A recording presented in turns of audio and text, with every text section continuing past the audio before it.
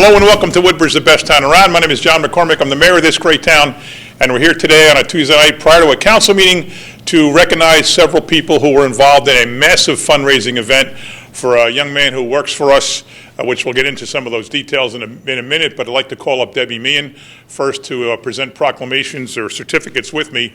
Councilwoman Debbie Meehan, she's the 5th Ward Councilwoman and the unofficial spaghetti dinner chairperson of the state of New Jersey, because it seems no matter, whenever anybody is in distress or sick or ill or has a tragedy, they often turn to Debbie, and Debbie unleashes the power of her forces. We'll get into some of those groups tonight, and they come out and they just do everything possible to help the people or the family or whoever it is in need. And in fact, you probably announced the new one you have for April already, which is another unfortunate situation. But Debbie is the glue for all these events. We'll talk about the fire company and the VFW, but it all starts with Debbie. It all starts with her group of people. Maybe you want to start with yourself and your group, because the money's made on the tricky trays, really. I mean, the spaghetti dinner is great, but really the money is made on the tricky trays, and you had 157? I think we had more than that. I think we had almost... Over 200? Yeah. At one point I thought I heard the number 157, which I remember because of my street number growing up. But our baskets, we kind of lost keep track. getting them. All right, so let's just say over 200 different donations. It took hours to give all the gifts out. So talk about your group. Well, first of all, let me introduce the rest of the council. Council President and Councilwoman at Large Lisbeth De Jesus, Council Vice President and Councilman at Large Brian Small, 2nd Ward Councilman Howie Bauer, Fords Hope, Lawn and Caseby, Kyle Anderson, Councilman at Large, Nancy Drum, 1st Ward Councilwoman, Woodbridge Proper and Seawarren, Greg Ficara, Councilman at Large, and Corey Spiller, 3rd Ward Councilman, Port Reading and Avenel. So why don't you start with your personal group of friends?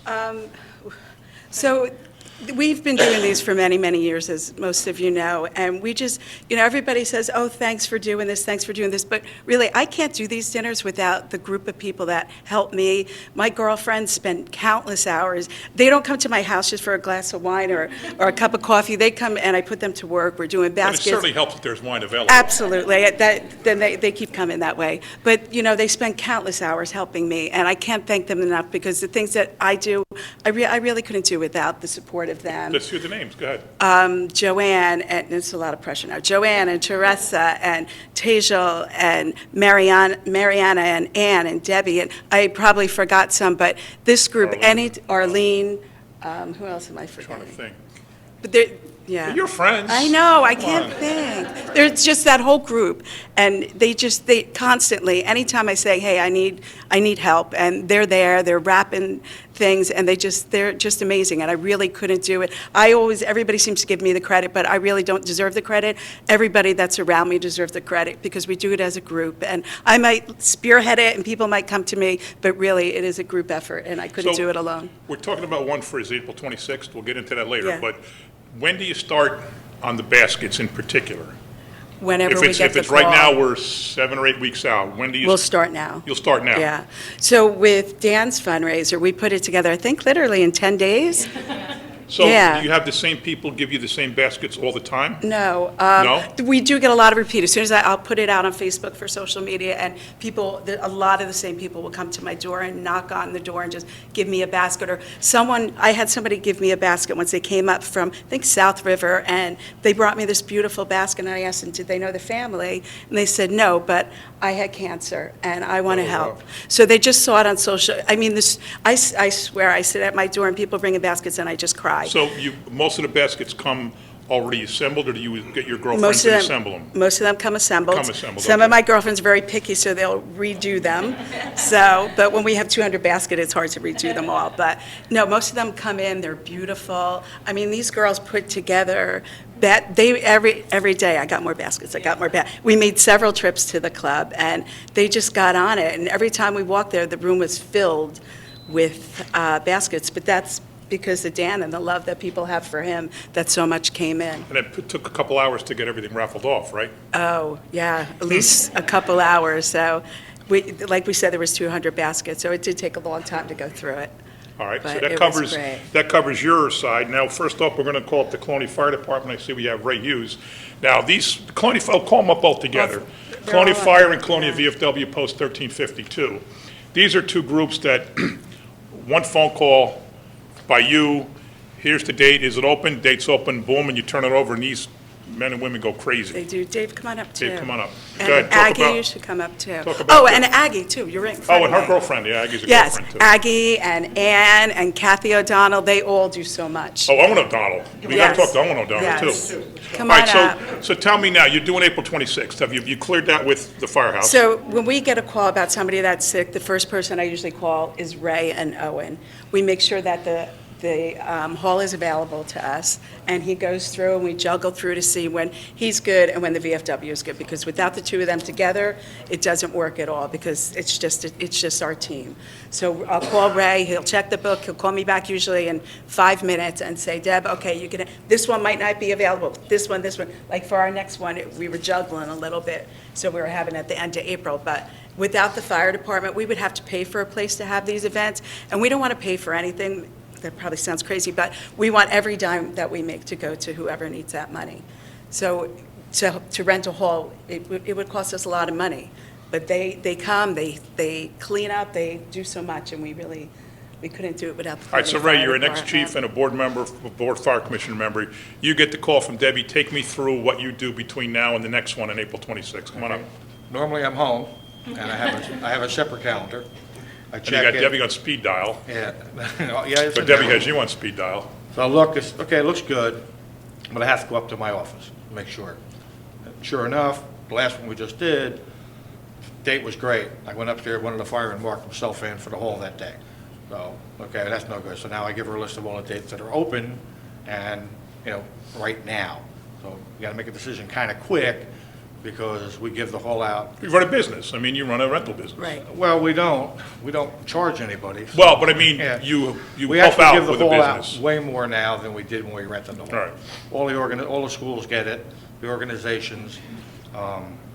First 3 months of the year, there's no Fridays available. Either the schools have them or the Girl Scouts have them, first 3 months.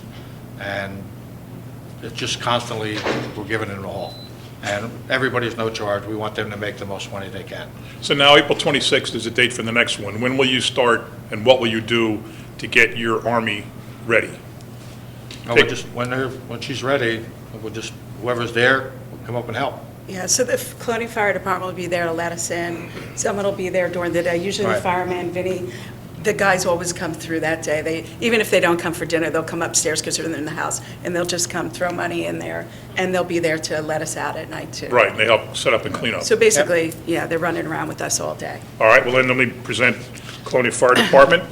Ex-Chief Ray Hughes, congratulations, Ray, and thank you very much. And Vinny is- Now we got Vinny Pereira, and I'm not sure I know your first name. James. James Baums? Yep. All right, and you guys are all from the Colonial Fire. You guys want Yeah. to say anything else to add to what Ray said? All right, next up is the Army at, Let's do a photo. oh, all right, go ahead. It's Brock.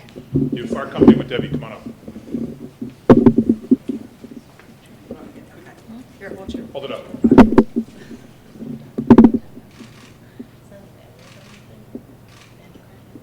You want to step in, Mr. Mayor?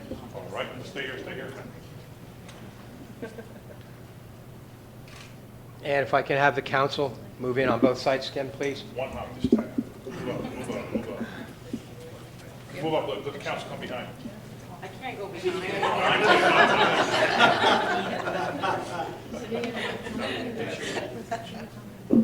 Everybody ready? 1, 2, 3.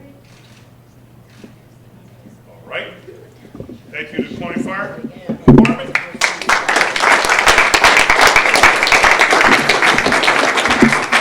All right, and then the call's made to the firehouse, the day is booked, and then the next call is to the Colonia VFW, Post 1352. We have Dave McPhee here from the VFW. What's your title now? Are you an officer? Auxiliary. Auxiliary, okay. So now the call comes to Owen and the VFW. Tell me everything you guys do, because you're in the kitchen the whole Yeah, day. so Owen runs it. Come on, come on. Get a little closer. All right, so Owen runs it, but it's really his wife Kathy. So Debbie talks to Kathy. Kathy says, Owen, you're doing this. Like, what else is new, right? We all have those. Kathy talks to Aggie. Aggie says, Dave, you're doing this, right? Right, So, right. and then they just say, what's the date on the calendar? That works, right? So it's a, it's a group of guys. It started with the men's auxiliary, okay? But it's not just the men's auxiliary. There's guys from the post that volunteer their time. There's friends of the auxiliary. There's people we know. They don't belong, but they come, and they've been doing it for years, okay? We get the date, okay, we go out and we buy the food.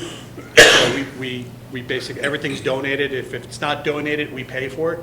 We pay for it and we cook it. And that's your donation? That's our You donation. don't get reimbursed for that? Yeah, no, we don't get reimbursed for All that, right. right? So we're not looking for anything, but, you know. One of the it's- first, I don't mean to interrupt you, but one of the first times we did the spaghetti dinner, and there's been so many, I went to ask Owen for the bill, and he goes, I'm not taking anything. I go, I have to give you something. You know, these VFWs and these American Legions don't make a lot of money anymore. So for them to put out all the money for the spaghetti and they get the plates and the cheese and the forks and every single thing that goes with it. And a lot of times we'll get people to help us with bread and salads and things. But otherwise, everything that we do comes out of the VFW's pocket. So you put the call out, you got the date, what time do you start that morning? If you have a 1 o'clock spaghetti dinner? That morning? So we'll usually start the Friday before, we'll do a pre-cook, right? So we'll do like a Friday night pre-cook at the VFW where we may cook 80 pounds or 100 pounds of pasta. Then we pack it in oil because it's easier to do that than trying to do it the day of. And then on Sunday mornings, we typically start at 6 o'clock. So how many guys will be there at 6 a.m.? Usually about a dozen guys. Wow. Okay, and then as the day goes on, there's more guys. And some can't stay all day, some will come all day and stay for the duration because then we'll take everything from the VFW, we'll cart it over. Yeah, to I the watched that firehouse. happen, yeah, I was hanging around And last then- time, and it's then a lot of and then work. we'll cart it back. Yeah.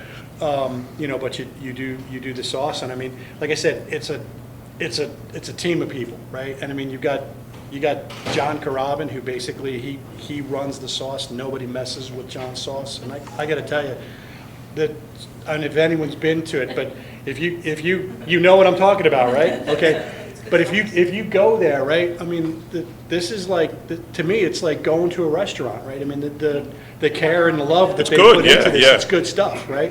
And it's a feel good, so it's giving back to the community, we like doing it. And guys will be there, or women will be there from 6 a.m. some till 6, 7 p.m. Yeah, And then bring the stuff back to the VFW and then just hang out and finally sit and have a beer. we may have a few beers along the way too, but, I didn't yeah. want to go there, but you did. I mean, you're working 12 hours, it's understandable. Yeah. Right. Well, Debbie will present you with your certificate, so we'll take some pictures. First you three get on here. Into the center, yep.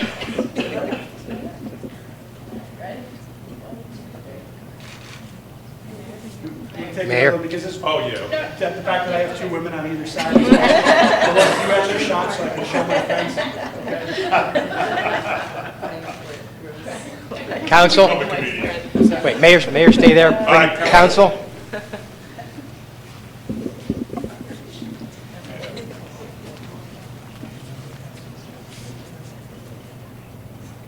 Everybody ready? 1, 2, 3. All right. And can I just say one other thing? Just real quick, a shout out for both the fire department and the VFW and the American Legions and all those places that help us in the community. They don't run on a lot of money, so when they're asking for donations, the fire department, please throw a check in the mail to them, and please donate to these local VFWs, because they really give so much back to the community, and they could use a little help too, so, Thank you, pal. Thanks, buddy. thank you. All right, next up, we're going to bring up the club at Woodbridge. Dan DeMichael, who is the beneficiary of this effort, is a longtime employee of the club at Woodbridge. He only became a township employee on October 1st of 2018 when we bought the club. But I got to tell you, I took an instant liking to this guy. I'd see him all the time. He's fierce with the TRXs. He's fierce training. He's fierce with the big giant medicine ball. And he's got people doing things that I can't even imagine. It's just, he's amazing. He's a physical trainer, a personal trainer, and running the training operation. You've got group training, you've got individual training, you do so many things. And when he came down with this, illness, everybody just got together because of who Dan was and because of the kind of person he is. So all his employees at the club at Woodbridge, Debbie said, the baskets, all the different things they did. I want to call up Amanda Kozub, John Cook, Trish Menendez. If you guys can come up representing the club at Woodbridge. John is the general manager, Trish is the group fitness coordinator. Amanda, I guess, is administrative assistant. I don't know what all your titles are, but you've been working there the longest. You've known Dan the longest. Trish, so why don't you tell me about this whole thing? Well, it started like a fluke, and we were just looking to do a little something, and I asked these guys, and a call was made, and the next thing I know, I got a phone call at 8 o'clock on a Thursday night and said, we're doing a spaghetti dinner. Can you call them and see if they'll say yes? And Dan was in a treatment, and I called anyway and said, I know you're having a treatment today, but we want to do a spaghetti dinner. He said yes, and 2 weeks later, it was a madhouse, an absolute madhouse. So tell me what the club did. Maybe Amanda or John can add too. What did the club itself do as an entity? The baskets, passing out word about coming to donate. Tell me everything you did. We hit social media as hard as we could to try to get anybody to donate any type of baskets, to come to the event. The amount of people that came to the event, What do we think, 550, something like that? What did we serve, We- 538 meals? that's serving And meals. that's without even people. People who didn't eat, like Right. just the amount of people who came out. Dan, you're loved by all. You're loved by the club. When the mayor says it's the best town around, I honestly believe that. And we love you, Dan, and we're so thankful for everybody, the fire department, Debbie, councilman, the mayor, everyone who did anything. We just put a flyer out there. It was honestly just this town and this family, and I can't say anything nicer than how wonderful they're loved by everybody. Well, Everybody. we thought about the club starting, I guess, in April or May of 2018 when we heard it was for sale. And when we started going there and visiting and talking to people and trying to determine, what we would do if we bought it, should we buy it, the one thing we found out, it's an amazing, amazing family atmosphere among the people that work out there, that go there. It's a home away from home. It is completely a home. It is a welcoming home. I came on after the township pretty much bought it, and I feel like part of the family there. Everybody is so welcoming, so if you're ever looking for a great place to go just to feel like part of the family, Dan's teaching classes every once in a while now, Oh, so. you are? He taught a spin class a couple weeks Oh, ago, wow, okay, so. okay. All right. But the classes are amazing, the people are amazing. It really is a great community, and it is in the best town around, and it's the club at Woodbridge, so. John, you want to add anything? It's just always an honor and privilege for us to be able to do anything we can to help in any capacity. So we're grateful to be able to do it. So thank you for the opportunity. And we were just absolutely surprised by the outpouring and the intensity by which this whole thing kind of came together. Happily so. So thank you. All right, if I'll present this to you as the club. Deb, you want to join? Anything to say about the club? Or Oh, gosh, they're my new friends. I love these guys. We didn't know each other, and then within 10 days, we all knew each other very well because we were always on the phone. We were emailing each other just because these guys really, really love your family, and they really are the ones that sparked this whole event. So you have a all great right, John, group you can over hold there. that. Take a picture with Debbie first.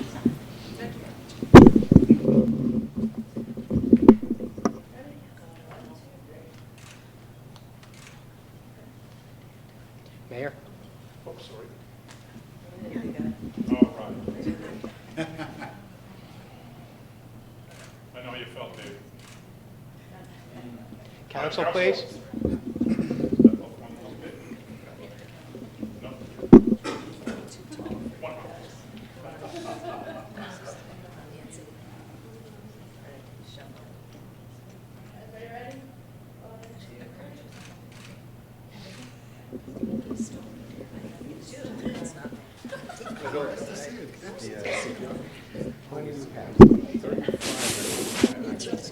I'll mention that. Okay, good, thank you.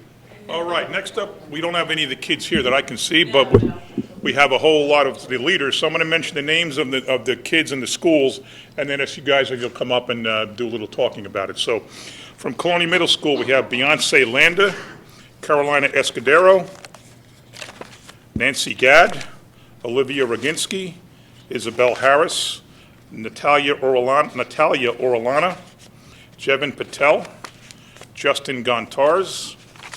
From Avenel Middle School, Danielle Moore, Marissa Santiago, Gianna Sheridan, from Woodbridge High School, Caroline Ruiz, Alexis Bruck, Drew Trevetti, and Vincenzo Tripaldi. So those are all the students that get procs. We have a whole bunch of other ones. If we missed anybody, just let us know and we'll provide them. So would you ladies like to come up and speak on behalf of your schools? Lauren Organowski, Amy Bensel. Amy, okay. Yeah. Who wants to start? I will. What school are you I'm from? at Colonia Middle School. Lauren here is at Ford's Middle School. Basically, when the call came about the spaghetti dinner, I reached out to the civics classes. Part of our civics curriculum in Woodbridge Township is that the kids do some sort of community service. So the semester had just changed, so I emailed them and I said, here's a flyer if you guys are looking for any type of opportunities. We could use some help, because I knew that there was going to be a lot of people just by the outpouring. So I also reached out to my Girl Empowerment Club that I run, and so that a bunch of the girls there are part of that club. And a lot of them just came up to me throughout the day, or I got parent emails asking for information, and they showed up, and you know, the guys at the VFW gave them their quick little instructions, and they were off. And Lauren was, I don't know if you saw her there, but buzzing around like a crazy person. Lauren, in the 2 weeks leading up to this, the way that she managed everything and put everything together was really awesome. Stop it. Laura, you want to say anything? Sorry. My kids now call spaghetti Joey's. Thank you, gentlemen. Yeah. It was just a collective effort. Like I said, we reached out social media. And everyone made it so easy for us to get this stuff. Every Yeah. contact Yeah. that we could possibly reach out to, college contacts. Yeah. Local businesses, crazy how fast things come in that people want to help. So. Right. I mean, we even reached out to Port Reading Saints, some of the ladies that go to the club with Yep. them. They got the cheerleaders involved. Some of them were serving as well. Yeah, So I it was got just- a dozen of these, but there had to be Yes. dozens of people Right, there. Yeah, no, I mean, Yep. to keep track of everybody that donated was, nobody said no. Which the is kids- amazing. But talk about you got like 8-year-olds working there. Yep. And just spending 4 hours, 5 hours straight helping people they I don't even mean- know. Yep. I don't know if anybody knows, but during college years, Megan worked for an entertainment company. Oh, yeah. So We had we reached out to them. Yes. Friendly. A kid entertainer going. Yeah, We face reached out painting. to Yeah. the Mad Hatters, Yes. and they donated all their time. Yeah. Face painting, glitter tattoos, the Yes. whole Right. balloon animals. They were there the whole time. Right, and the girls at kids sports at the club. Yeah. They never face painted before, but they were looking up things on their phones and were like, okay, sure, we'll try it. So those girls at the kids sports, and their son Nate is a regular there, and he's very loved there. So there was a whole table of kids sports girls there that came out to support and just kind of figured out how to face paint on the spot. So that was awesome too. So We were it just helped them. another avenue to collect to. Yeah. Go to exactly. Debbie's house and And deliver. Debbie was the deliverer, We had yeah. 4 carloads 3 times a day. Yes, it was great. My husband hated our kitchen table, but that's Yeah. okay. Yeah. Well, you realize now you're pretty much doomed the rest of your lives. It's all right. Because once Yes. you do it once, Yes. you know. We've been doing it for a long time. Yeah. All right, I didn't mean it that way, but Yeah. yeah, No, I I know what know. you mean, yeah. Yeah. Now that you've, this whole group now will certainly, get a phone call sometime in the future to help out That's again, okay. yeah. That's okay. We're here to help. Yeah. Deb, you want to add anything about these, the groups that were out there? Everybody, even the band, we got a call from a band. Yep. Oh, yeah, they contacted Band us, came Bill and in. Andy, yeah. So- They saw it on Facebook, they This is play at yeah, curtains, they play around. Megan's uncle reached out to one of the So they band called members. and so- they're like, I have a band. We want to play. I go, well, all right. I usually don't have bands at spaghetti dinners, but whatever. Sure. Let me make sure it was okay with you guys. And they're like, yeah, let's do that. And it was so good because it was such a good environment and there was so much love in that Yep. room. And everybody was just having fun and they were singing. And yeah, it's a difficult time for your family, but I hope the love that you felt that day is pushing you through harder. And really, it was an amazing day, the biggest one we've ever had, right, Dave? Yep. So- All right, well, let's get you guys for a picture. Man. Megan, all right. Okay, you guys, if you want to hold these first. Sure.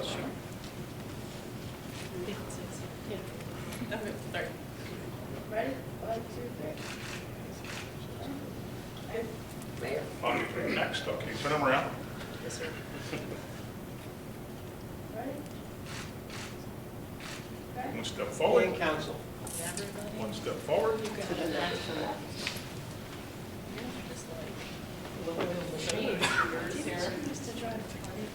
Yes. Let me me tell you, if you want something done in this town, call Lauren. I know you guys are in charge, but really. 1, 2, 3. Thanks. All right, thank you. I think that's, If you need more, let me know. All right, if you need more, just let me know. I know which ones I go to. All right, and last up, I'd like to call up the gentleman who was the beneficiary of all this. As you can see, forget what I said, I've only known him for a year and 4 or 5 months, but there's people up here who've known him forever, and this was a real effort because of Dan DeMichael and who he is, and his wife Megan and their kids. So Dan, if you don't mind, if you would like to come up and say anything you want. Megan, you want to, yep, there you go.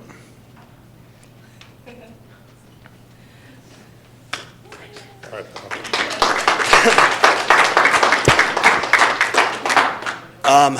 So, as you can probably imagine, being 36 years old and having a 7-month pregnant wife and a doctor telling you have stage 4 cancer is not a great day. The support, the love, just times when I've been in the hospital and through family and friends, we haven't had to worry about where the kids were going, and my wife could be with me with every doctor's appointment, every treatment. We knew our kids were in good hands. We knew that somebody was going to have them at some point that day, and it's the love and support of this community and these people today that make it easier for me to focus on just getting better. That's my number one focus right now is beating this thing, and just getting better to get back to a normal sense of life, right? That's the goal. Some days are easy, some days are hard. Today's a little bit of an easier day, but you know, the continued love and support helps push it along. The event itself that day, I mean, I had people joking with me that, you know, I didn't know this many people liked you, but I was kind of surprised by it as well. It was incredible. I had to go in the car and take a nap because I was just so overwhelmed with the love and shaking hands and kissing people and saying hello, and it wore me out to a point where I had to go crash in the car for 45 minutes because I was just it was such a long day, but just such a great day that came out of a real tragic event, a real tragic situation, and at the end of the day, it was a phenomenal day of just love and support, and I'll never be able to put words together to properly thank just everybody who was absolutely involved. Debbie, everyone else in this room, the firehouse, the VFW, everything that what you guys did, I'll never be able to put in words what it means to my family and I. So thank you very much. I've been a member of the club for years, probably close to 10 years. Came on board as an official employee in like October 17-ish. Probably about a year before you guys, boss. Okay. I looked to my boss for a little support. She gave me the shoulder shrug, so I don't know. Yeah, probably sometime in 2016, 2017. Okay. A little fuzzy, I don't know. And is that full-time for you? Is it It's part-time. Sometimes it feels a little more like full-time, but for the most part it is part-time, yeah, okay. As well. And you had a whole lot of family members there. There were people coming up from all over saying they were your aunts and uncles and relatives and yeah, talking about. Don't judge me by a lot of those people, but it was, no, we had, I mean, I think every member of my family that could make it, you know, from near and from far, college friends that came from, you know, who knows where. I grew up in Ocean County, so I had people that I went to high school that I haven't seen in 20 years that just saw it on social media and took the ride up. And yeah, like I said, I was shocked by some of the people I saw there that day that would take the time out of, you know, everybody's busy. I get it. Everybody's got their things going on, and we're no different.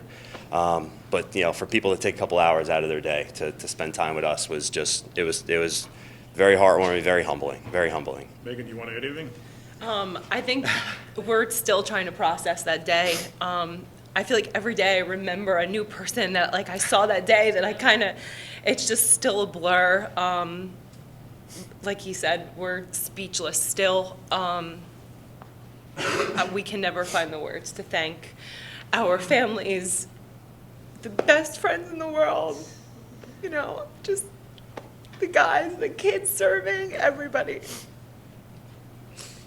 All right, you're good. All right, do you want to get a picture with the, John, you want to get a picture with the? Yeah, I'd like to get everybody up here. All right, let's have you guys front and center. We'll stay out of the first one, and you guys, all the volunteers, and all the, you guys come up too. He makes up a puzzle and puts it in his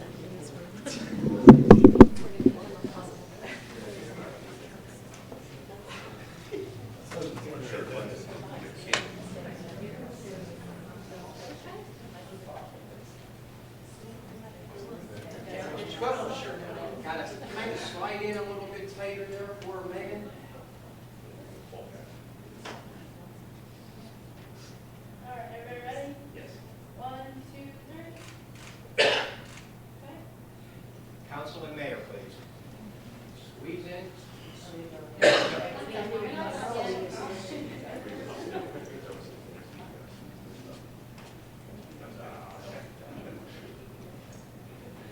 right, 1, 2, 3.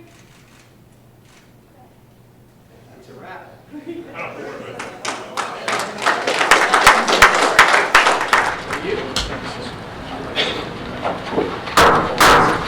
stand for the Pledge of Allegiance and remain standing for a moment of silence to remember our troops serving our country overseas.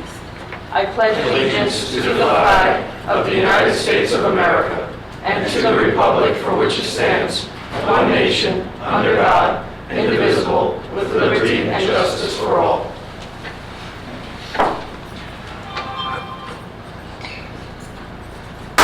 Please have a seat.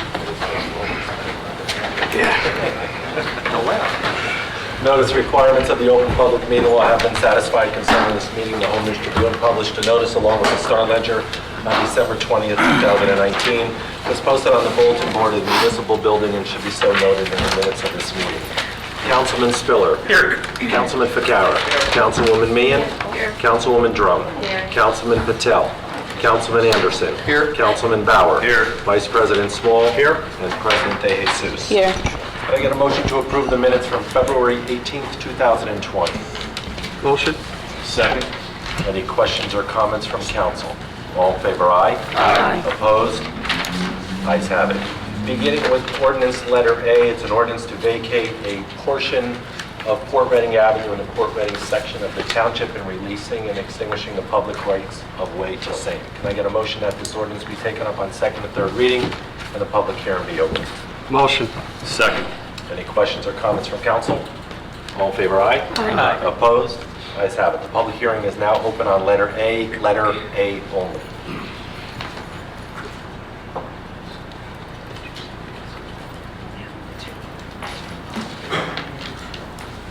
Good evening, Council President.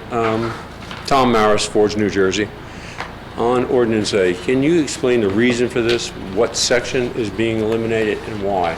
It's under the bridge on Port Reading Road, right by where the bow tie pole used to be. Okay. So there's no ongoing traffic under there. It's just for construction and township use. Is anything else going to go in there? Any? Okay. No. No new construction?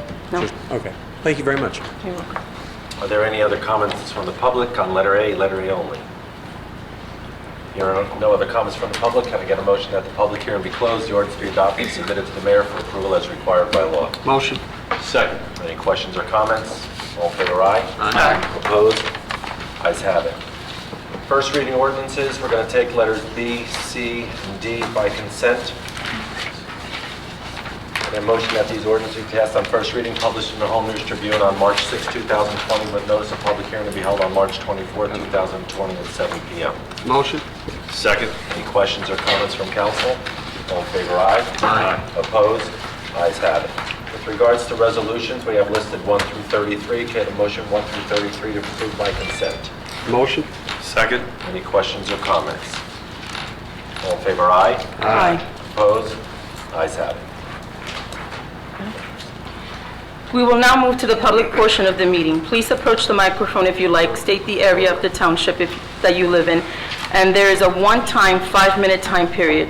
And I would like to ask everyone to please remember to be respectful. You have every right to say what you need to say, but be respectful of one another, and keep in mind that at times we have students, Boy Scouts and Girl Scouts, in our audience, so we want you to keep that in mind when you speak. Thank you.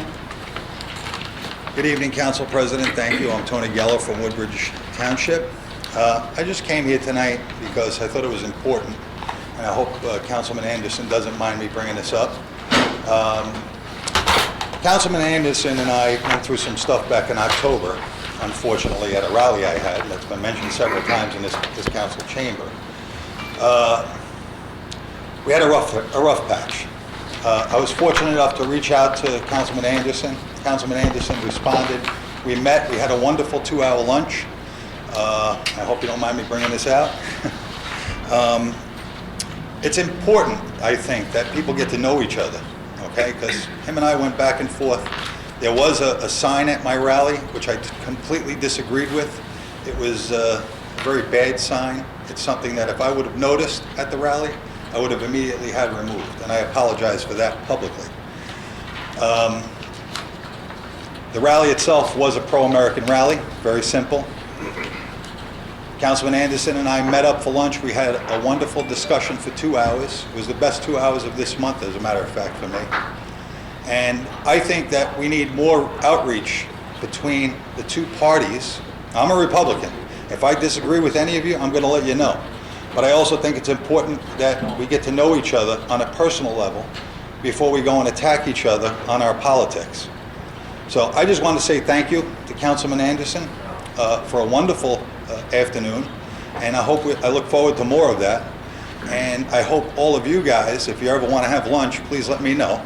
I'd love to get to know you personally, and because I think if we get to know each other personally, we can still disagree on our politics, but at least it won't be vicious attacks. Thank you very much. Thank you. Any other comments from the public this evening? He's got to be inside that corral. I'm sorry, sir, you have to be inside the square if you're going to record.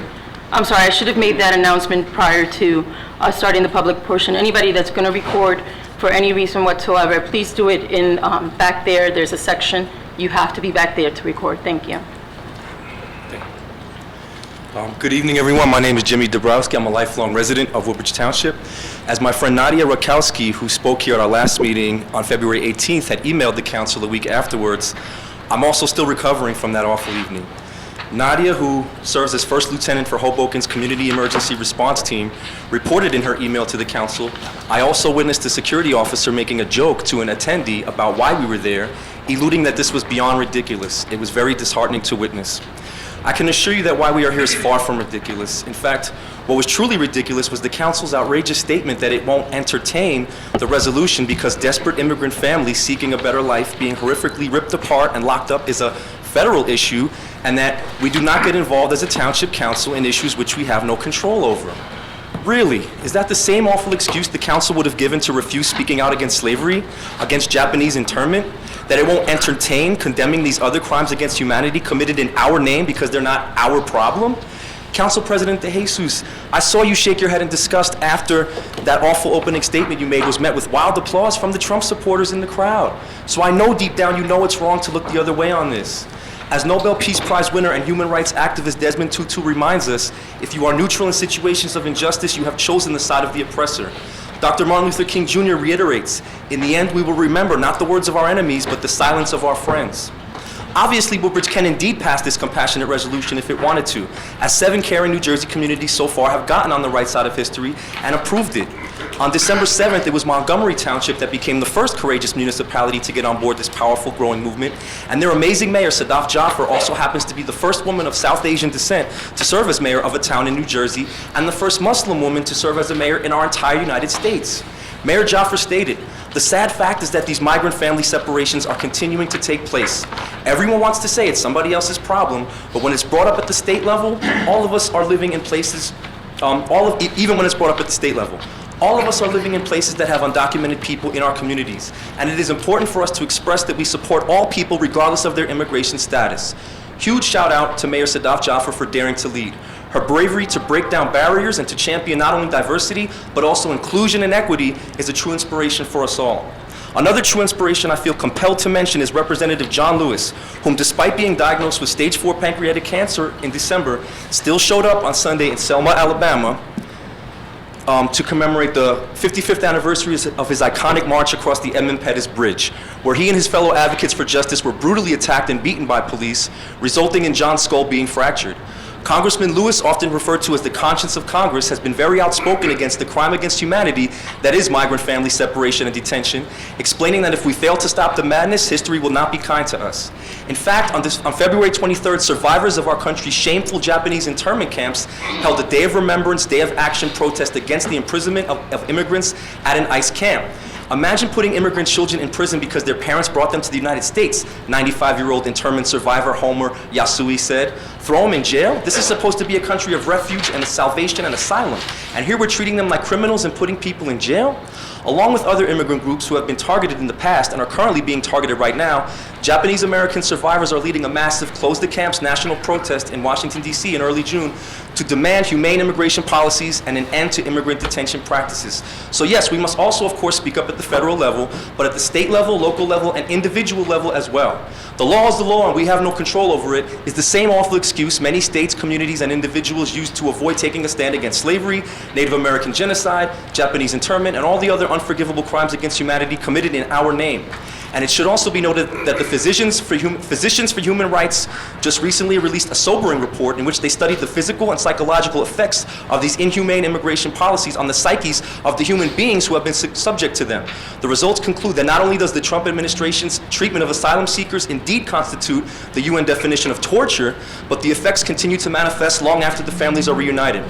But despite our town's reluctance to do the right thing and get on the right side of history, I must remain optimistic and will continue to advocate for justice. Anne Frank, who died in a German detention camp of typhus, just as at least 7 migrant children are known to have died in U.S. immigration custody since last year, almost after a decade in which no migrant child died while in U.S. custody, kept a now famous diary that should be required reading for us all. It was eventually retrieved by Miep Gies, one of the compassionate Dutch citizens who helped provide sanctuary for the Frank family and others, who then gave it to Anne's father, Otto, who was the family's only survivor after being legally arrested, legally separated, and legally detained. In her powerful diary, Anne had written, "In spite of everything, I still believe that people are really good at heart. I simply can't build up my hopes on a foundation consisting of confusion, misery, and death." Mr. Dabrowski, your time is up. Thank you. Please, counsel, please do the right thing this time. I'm going to keep coming until you do. Thank you. Your time is up. Are there any other comments from the audience this evening? Good evening. Case on Little Faith in New Jersey. Before I begin speaking about I'm sorry, what part of New Jersey are you from? the organization is Faith in New Jersey. What is your name again? Kason Little. K-A-S-O-N Little. Please restart my time. Your time hasn't started yet. Thank you. I want to discuss, first I want to actually address how not only it is a violation of one, OPMA, Open Public Meeting Acts, but also how it is a violation of our civil rights, which you have not even shown nor provided me with a written policy, as I asked for before, regarding how we the public cannot we the public cannot record from our seats. At the end of my time, I would like for you to provide me with a written policy that the city has, stating that the public cannot record from their seats at the end of my time. Now while I'm speaking, please. Hate has no room anywhere in our country. We already witness and deal with hate on a daily basis, dealing with the occupant in the White House that we currently have today. It is truly sad to see leaders, elected officials, who has yet addressed the fact and came to the sad reality, to think that we don't have a problem here, which we do. We have kids being ripped from their arms, ripped from their parents' arms day in and day out. We have individuals who came to this country, who fled from their country to seek asylum and to have a better life, which you have undocumented immigrants and undocumented families in your township, and you refuse to believe that you do. You refuse to have a heart and try to at least remedy or fire back with a massive approach to the federal administration by adopting and creating and sponsoring a resolution into play. That's all that we ask for. And yet we not only get disgusting looks from you, yet we not only get turned backs from you, but we also get silence, humiliation, and a lack of sympathy. I've asked this question before, but I will ask it again until I turn blue in the face. What happened if this was you? What happened if this happened to your loved ones, or your child, or someone that you love deep down? What happened if that was you?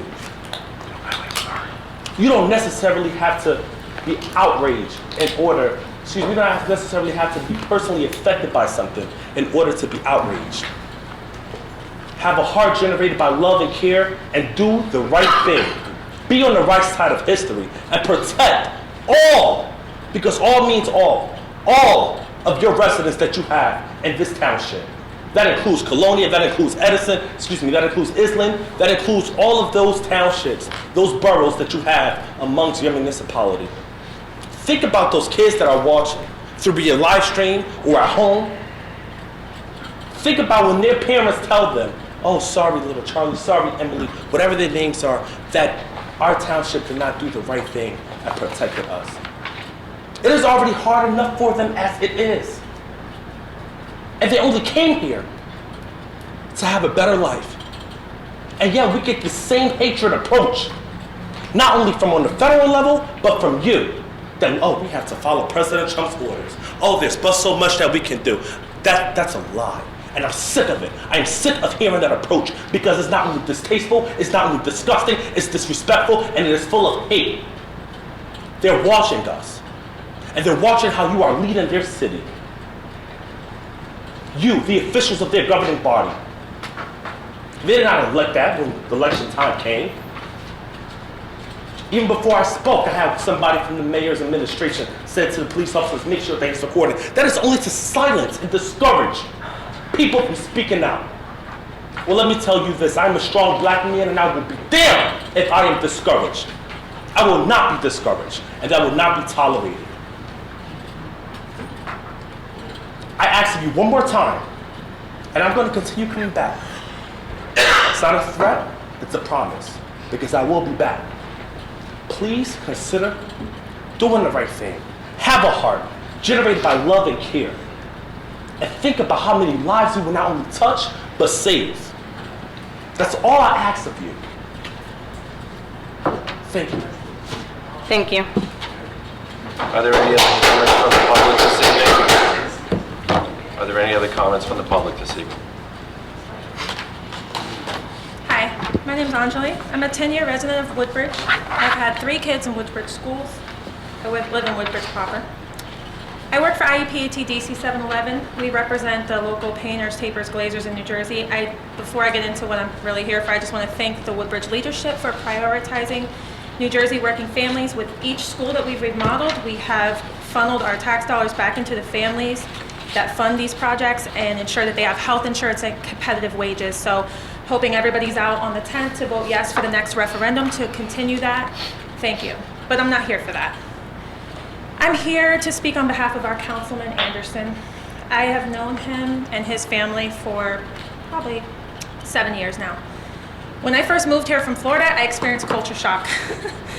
Not just the traffic, the people. You guys are a little hard to get to know, hard to break in. They were the first family that was nice to me and my children. Had a couple nasty neighbors, some of which have Trump signs right now, so I know where some of you guys are coming from. I lived here probably 2 years before I met anyone that was nice to me. As a single mother with 3 children, I needed a lot of help. He was there, and I'm white, so anybody who's calling him racist, proof that he's not. Him and his wife helped me in countless ways. He has jump-started my car in the rain, not because I'm a personal friend, just because I'm a resident here. And this is before I even knew he was a councilman. This was just because he's freaking nice. Besides that, there was one evening in particular, the Andersons were my resource when it came to Woodbridge. They helped me get familiar here. My son, he was probably about 10 or 11 years old. He has an IEP, special needs, beautiful boy, compassionate, eloquent, you wouldn't know, he's high functioning. He was crossing the overpass by our house and they were playing that stupid bottle flip game. My son, right in front of an officer, his little friend dares him, bet you can't flip that bottle into that median down there. My son, he's like, I'm athletic, I'm smart, I can do this, and he does it right in front of the cop. Imagine the call that I get as a single mother 45 minutes away that my son is being arrested and possibly charged with a felony. I don't have any friends or family here. The first person I call is the Andersons. He immediately put me in touch with the police, the prosecutors, everybody that I needed to talk to plead my son's case. My son was handcuffed to a bench, terrified beyond his mind, not because of just the arrest, but because he didn't know that he could have killed somebody. That needed to be explained to him. So because he, Anderson, went above and beyond to make sure that my child was not charged with a felony and his life was not ruined, he now has a respect for police. So he's not anti-police either. He was put into a program that had him respect the law, respect the police, and now he wants to be an officer. So I just want to say thank you for that. You've always been there. And we don't agree on everything, just by the way. I'm also politically active. A lot of the things these guys are saying I respect as well. I think we could do better, but ultimately I think we all have to join and try to be bipartisan on certain things and have respect for each other and try to meet somewhere in the middle. So thank you for your time. And I just wanted to speak on behalf of Councilman Anderson. I think we really have a great leadership team here, and don't let them get you down, man. Keep your head up. Thank you.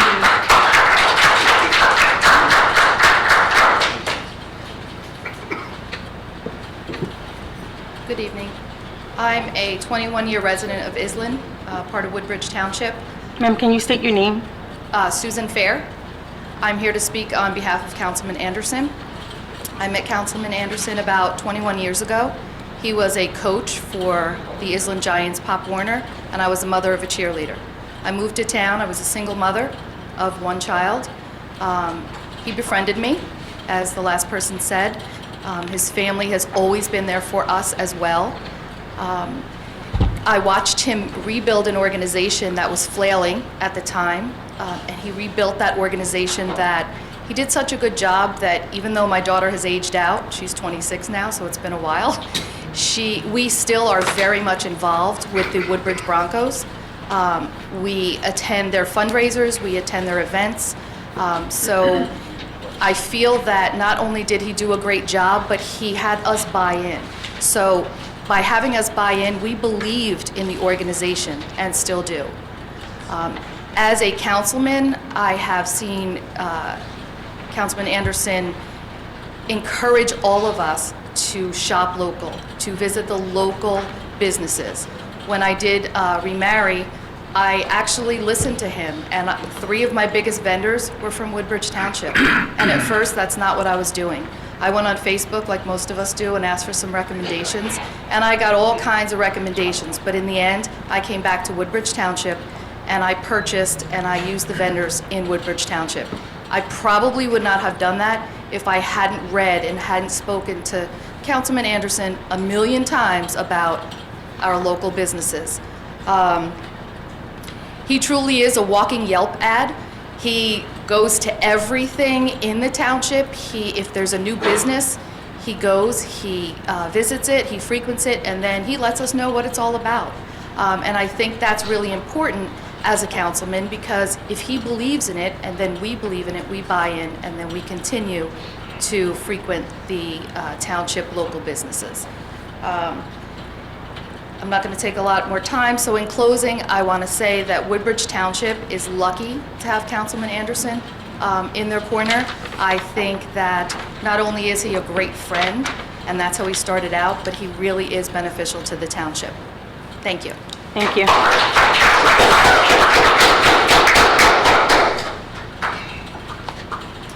Good evening, Council. My name is Gina Stanley. I live in the Avenel section of Woodbridge for about 26 years now. I'm here tonight on behalf of Kyle, and I also would like to make a shout out to Mayor McCormick for marrying my daughter 2 months ago. Thank you very much. No, please clear that up. I performed the ceremony. I did not marry your daughter. But we really appreciated the fact that he went out of his way and came and did a very nice ceremony. So I want to get back to Kyle. I met Kyle about 15 years ago, I think it was. My daughter then, 8 years old, joined the Pop Warner Island Giants. Best decision we ever did. And I said it then, I say it now 15 years later. The Andersons and the Allens, which I don't know if anybody here knows the Allens, probably two of the most hardworking families that give back to the youth of Woodbridge Township more than anybody I know. And I don't know how they do it because they have families, jobs, just like everybody else. Hats off to them. I've always said that. Kyle also has helped. I actually live right across the street from the train station.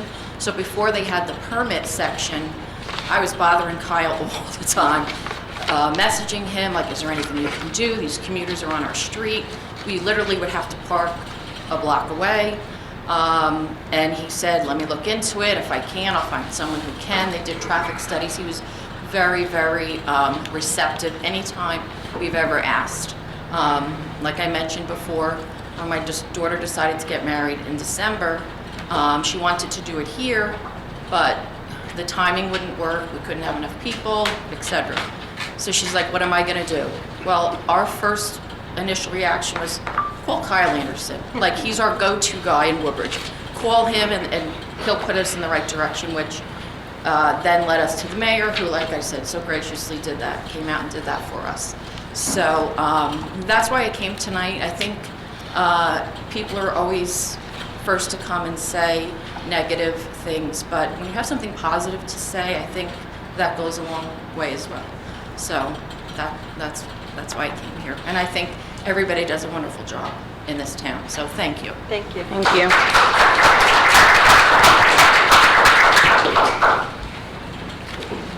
Good evening. My name is Gurudas Sarkar. I have a business. I'm 20 years resident in Eastland. I have a business in New Jersey, which I've been running for the last close to 17 years. And I'm also a board of trustee of a South Asian non-profit organization. Our headquarters is 1710, the mall at Oak Tree. I'm here to convey my appreciation and grateful thanks to Kyle Anderson. I know Kyle since last close to 18 years when my little daughter started cheering for Eastland Giants. And I had no idea that was this cheerleading all about. He started holding her hands till the point that when she was going to Rutgers, she was a very, very meritorious student, but she wasn't getting any kind of letter of which we have to provide to the Rutgers. So Kyle came forward and did whatever he could, in support her credentials.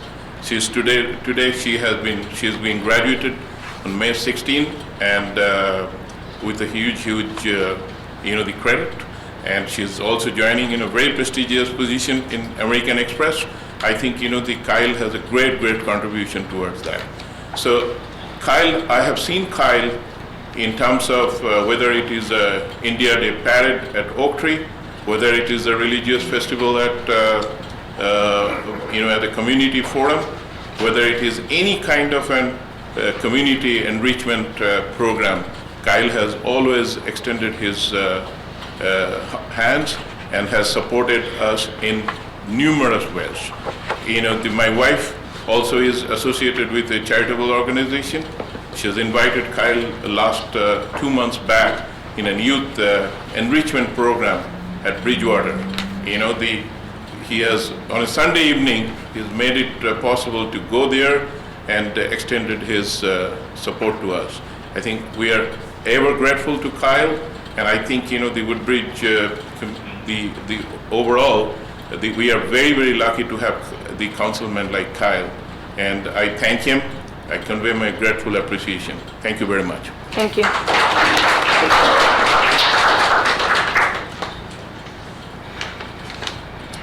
Good evening, by John Rodaric. Well, I didn't expect all this tonight, but I came for different reason, but anyway, we talk about it. We had a meeting 2 weeks ago at WTRO, Woodbridge Republic Organization, and Tony Gallo, he says, this is what I'm going to do. I'm going to approach Carl Anderson, Councilman Carl Anderson, and I talked to him.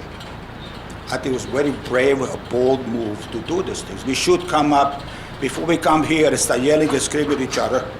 If you get any problem with a certain individual, discuss it in private. It doesn't work, then you come and yell and scream. But I want to congratulate you, Tony, and Kyle, Councilman Anderson. That's the right thing to do. But again, that's one thing. I support what you did, and I support what you did. We should all do this. But what I don't agree over here, Mr. Prokowski, I'm the only one that's immigrant here, I believe. I don't know about the gentleman from India probably is, but I'm the only one.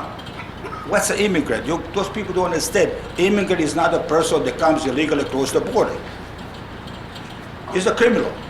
Man, woman, child, whoever. If parent brings the child, parents shouldn't know better. Where I came from, used to shoot us if you run across the borders. If we came across the border to Austria or Italy, they say you got X amount of time to go someplace else. You have a sponsor, then you go. You can't come to the United States, even then, that's almost 60 years ago, and say, here I am, take care of me, and I want to have a better living. It doesn't work that way, I'm sorry. But most important, just before, that's why I feel police officers over here. Why? If it's such a safe country, and actually we should be, we are not safe. And we know that. And don't blame President Trump. That's Lord be deep before Trump was even born. That's a Constitution of the United States. That's a law. You come here, bring the paper, get a green card, then you're immigrant. Until then, you are a criminal. And I know a lot of people come here, have the children, and go back there, so they want to be benefits. It doesn't work that way. But again, if we can get with Dubrowski or anybody else, and private like Tony did, and the Council Anderson, discuss those things. No matter what you do, yes or no, you have no power. You can say what you want to say, but that's not going to enforce the law. If the other towns do it, let them do it, but have no power to go as the federal government. And I don't want to waste much time on this, but the reason I came over here, I got this bond, which will be done next Tuesday at school board for $83 million. And we heard every time, it's not going to cost taxpayers any money. How many times did you hear it? How many times I hear since last December that people got new tax bills? Why did my tax go $300? Why did my tax go $400? If you got so much money, why are taxes going up? Don't you think some of those stuff, again, it's not necessary. We are fixing something that's supposed to be less for 10, 20, 30 years, but we're fixing it already. What went wrong? And most important, I understand, 45 school in Evernell, I used to live there for 25 years. It's gotta be turned down because it's 100 years old. Okay, but why do you want to build a school where you're going to build it? On Rowe Avenue, a couple hundred yards for sex offender prison? It would be a mile, 0.9. Make sure you have the correct facts, Mr. Vittar. 0.9 tenths of a mile. 0.9 tenths of a mile. So not a couple hundred yards. Okay. That's fine. Make sure you have the facts. And then next to warehouse, right? You don't know what's going to be the warehouse either, do you? The current 4 and 5 is next to Abbey Lumber and Artistic. But So that's the same BUs. One thing about... So just make sure you have the facts. That's what I always said. Make sure you have the facts. I don't care if it's 100 feet or 10 Mr. Dabrowski, please address me. Mr. Vitalik has the mic, so can we let him speak, please? But let me tell you one thing. One thing about it, understand, you be taking people in Evernell and show them and tell them how beautiful school's going to be, how nice. One thing you don't tell them, 1 point some miles, it's a sex offender prison, right? Do you tell them that every day, sex offenders that be treated, they have to go there for checkup, do you? So they're traveling back and forth to the prison, which we work with Mayor McGreevy from Woodbridge Township, from this town hall, over there to stop it, but did not work. So you put in a school in bad location, you put a school end of the town, and it's not fair for the people rest of the because it's cheaper and next to the warehouse. So please, I don't want to ask more time before I'm cut off. I will tell all the residents of Woodbridge Township, especially taxpayers, do not vote for the bond, because it's not. Thank you, Mr. Batarik. Your time is up. You can build a school. Thank you, Mr. Batarik. Your time is up. Thank you. Thank you. Are there any other comments this evening?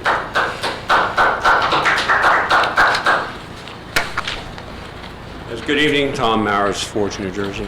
I want to thank John for coming up, also Tony, and also the other people here. I believe that they are sincere in what they're trying to present.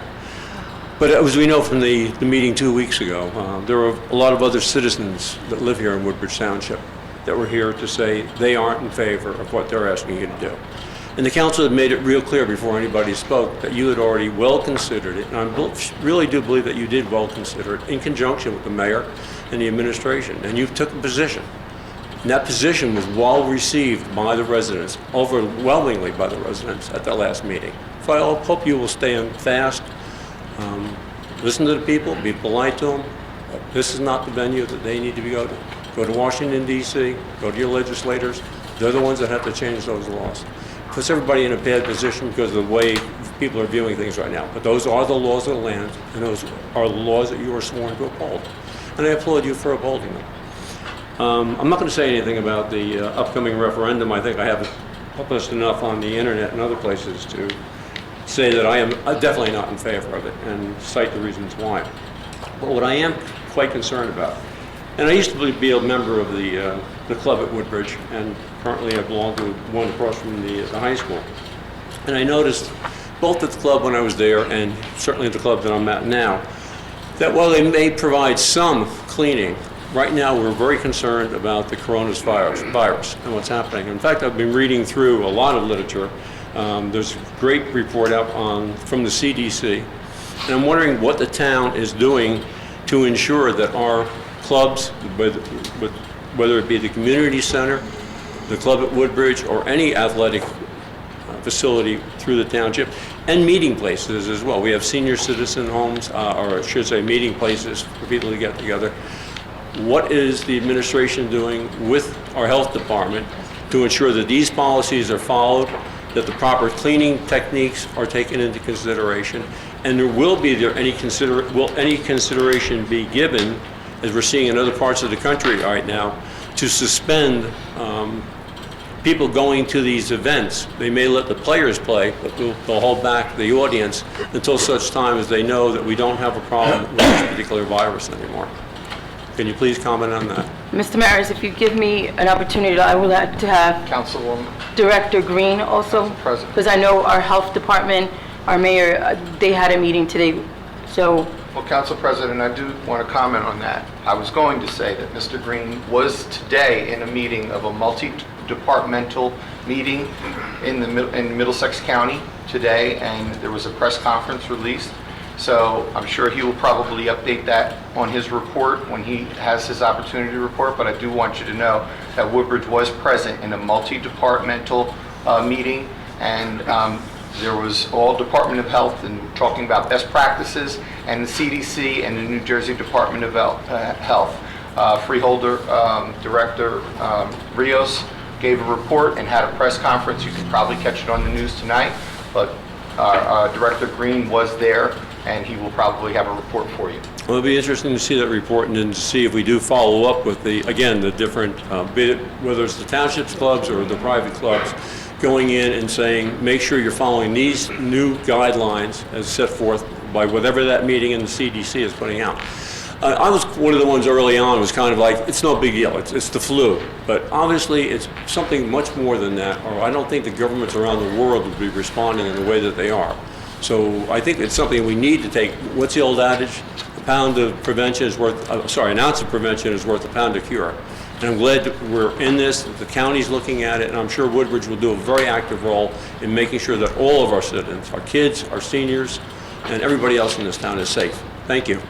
Mr. Maris, if you remain during our agenda portions, you'll be able to hear a report from our mayor and Director Green concerning the coronavirus. Any other comments this evening from the public?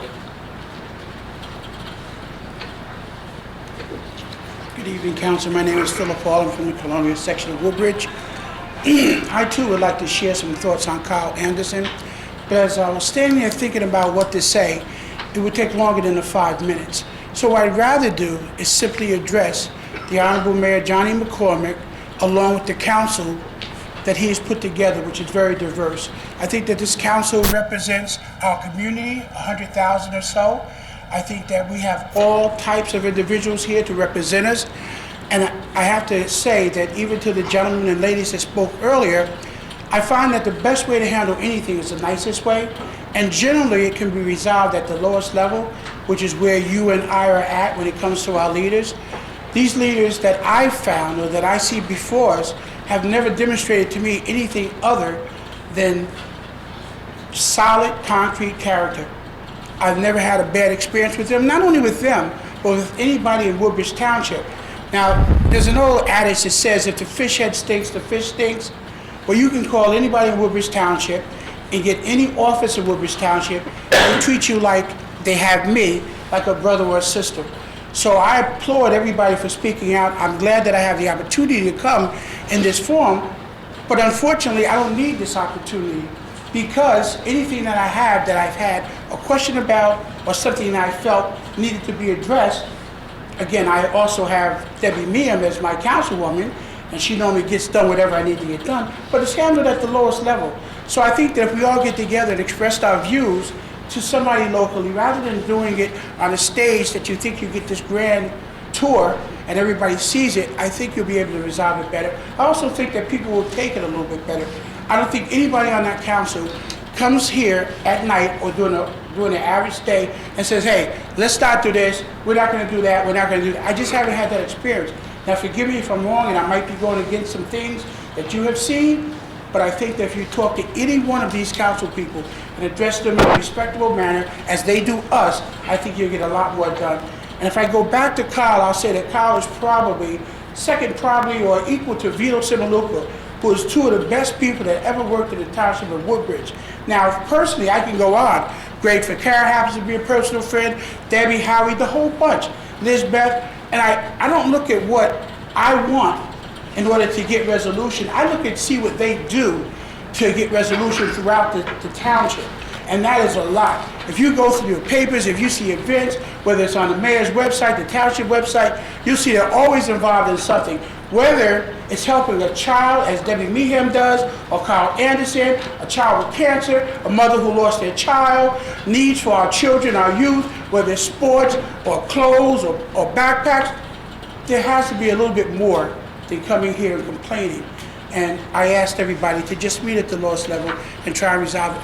And my hats are off to all the council people and mayor for doing an outstanding job and selecting this administration. Have a good evening. Thank you. Any other comments this evening? Good evening. My name is Reverend Donna Stewart. I represent the NAACP, the Perth Amboy Area Branch, which covers Woodbridge Township, and that's why I'm here. I would like to thank the council for the opportunity to stand and speak.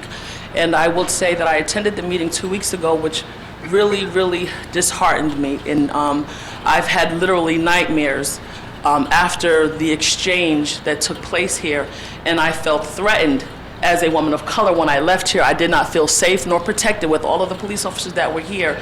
The attack that was made on Mr. Dabrowski and Keshawn and just those of us who were here to support him. But I came tonight not just to support Jimmy, but also, again, as a representative of the NAACP branch, of the president of the Perth Amboy Area branch of the NAACP. Last week, when Kyle and Keshawn did not stand, as they did not tonight, for the Pledge of Allegiance, there is no law that states one has to stand for the Pledge of Allegiance, and we do it out of respect and so on and so forth. But as a Christian in the Bible, it tells us that we are to pledge allegiance to nothing, not even the flag. That's number one. But number two, they were called communists because they chose not to stand. I would like to know, what do we call elected officials who turn their back on the public whom they were elected to serve? Because I think that is just as much disgraceful as for those who believe that sitting for the Pledge of Allegiance is. Also, I know Coach Ficara as Coach Ficara because of Perth Amboy, neighboring town. I went to Perth Amboy High School, grew up there, lived there, so on and so forth. And I've met Kyle Anderson recently. And then With the election cycle, I've been able to speak with and meet with Speaker Coughlin on many times and been invited to various things, and I'm getting to learn and getting to know more. But I will say this, living in Perth Amboy and Woodbridge have always had rivalries, you know, basketball, football, what have you. But this that's going on is worse than any basketball game, any football game, any high school rivalry that I could have ever imagined. The hate that I felt when I left here 2 weeks ago, when I came here in November, it broke my heart. If we are one nation created under God, why don't we act like it? And then for someone to say that those who came here and had green cards, well, look at me. I'm not an immigrant. I am a black person, an African American, who me and my family were brought here without immigration papers, without green cards. Did we break the law? So should we be shot and killed because we were brought here by other people to serve this country, to build this country? So please, when we stand on the shoulders and the words of the Constitution, and during the Constitution and under that law, we were property. But things had to be changed. Someone had to make a change. One city, one state at a time. It wasn't federal, but it happened eventually. And even though slavery is not on the books, the simple fact that coming here as a woman of color in Woodbridge and I don't feel comfortable, guess what? There's levels of slavery that still exist. So I say to those who believe and think that what happened 50 and 60 years ago is dead and gone, it's not. Yes, you have made some strides with putting people of color and different backgrounds on different boards and so on and so forth, but when people are afraid to speak up, and I commend anyone, even if I don't agree with you, who has the courage to stand at any microphone and speak what you have to say, your opinion, your feelings, your facts, I applaud you. My hats are off to you. But I'll say to you, as a woman of color, in this country, in this town, this township, in 2020, I don't feel comfortable and I don't feel safe. And no matter of words that you can say about having a powwow and chit-chatting, yeah, I feel good at that moment. But when I come into circles like this, I don't feel safe. I really don't feel safe. So, Jimmy, you keep doing what you're doing. We all have a call and a purpose in life. And for those who believe and stand, thank you for what you do. And I appreciate you and all that you do. Kyle, thank you for helping me get inroads into understanding, and I'm not talking about anything negative. I'm talking about helping me to meet people so I can get a better global understanding of Woodbridge Township so that I can take off my jaded glasses. Thank you so much for helping me meet people to help me better understand the township in which I also now have to serve. Thank you so much for your time, and God bless you all. Thank you.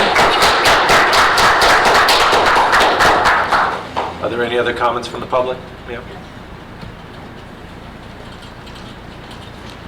Good evening. My name is Mary Giles. I'm actually a reverend. I pastor a church in Tenton Falls, New Jersey. I've lived in Perth Amboy for 76 years. And I attended schools here in Woodbridge in my earlier years, and the grammar school and the Woodbridge Public School.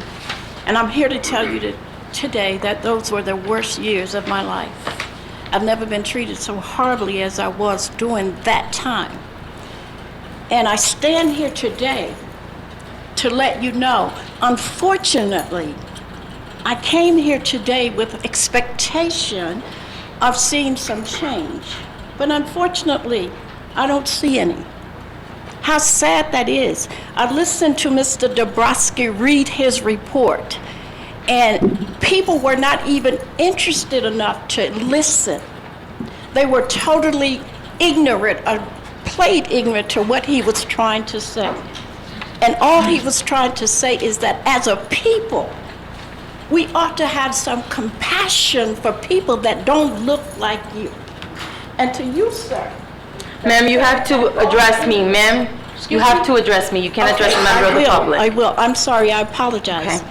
To the person that said that people that have babies snatched out of their arms and have come here illegally, that they're criminals, how dare you? How dare you? How can a child be a criminal?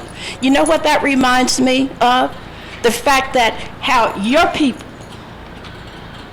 people snatched black babies out of our black mothers' arms without any compassion. I've seen no compassion here for any people of color. We're the only people that I know are directly disliked simply because of the color of our skin. That's the reason you don't like us. You paint us all with one brush. You don't ever see yourself in the place that we are. You claim there's no racism. Well, I've seen racism at work here tonight, and how sad that is. You ought to be ashamed of yourselves, because Jesus Christ died for the whole world. He just didn't die for you. He died for the whole world. You ought to be ashamed of yourself. You have no compassion. You didn't have the decency to even listen to the man when he was trying to tell you about a situation. You're saying it's a federal problem? No, it's a human problem. We're all human beings created by the same creator. But you treat people of color as if they're second-class citizens. Shame on you.